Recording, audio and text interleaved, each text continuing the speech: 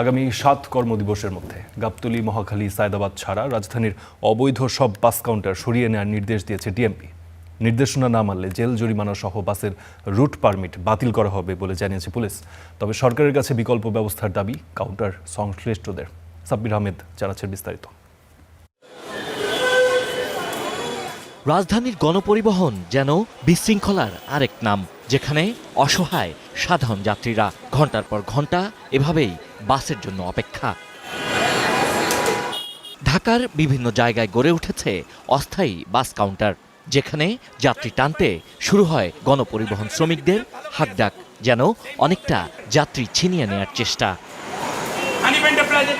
এমন নানা হয়রানি থেকে যাত্রীদের মুক্তি দেওয়ার পাশাপাশি রাজধানীর যানজট নিরসন ও ট্রাফিক ব্যবস্থার আধুনিকায়নে আন্তজেলার অবৈধ সব বাস কাউন্টার উচ্ছেদের সিদ্ধান্ত নিয়েছে ডিএমপি।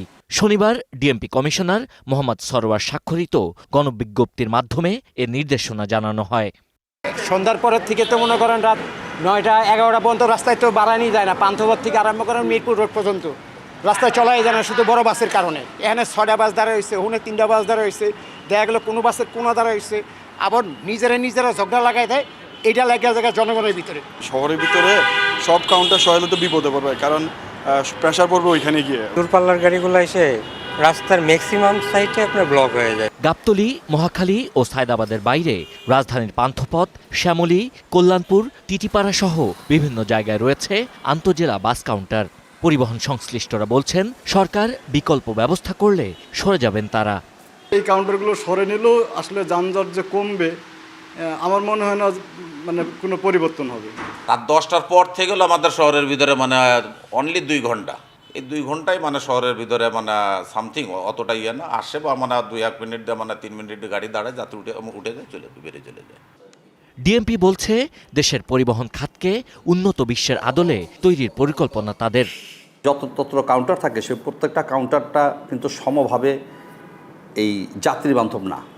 তাহলে আপনি যদি একটা সমন্বিত সেবা দিতে চান, সমস্ত যাত্রীগুলোকে নিরাপত্তা দিতে চান, তাহলে সারা বিশ্বের যে প্র্যাকটিস সেটা হচ্ছে যে আপনাকে টার্মিনালে আসতে হবে, এবং এই টার্মিনালগুলো আপনার সকল সুযোগ সুবিধা, একটা আদর্শ টার্মিনালে যাত্রীদের জন্য যা যা সুযোগ সুবিধা থাকা প্রয়োজন সেটা সেখানে থাকতে হবে।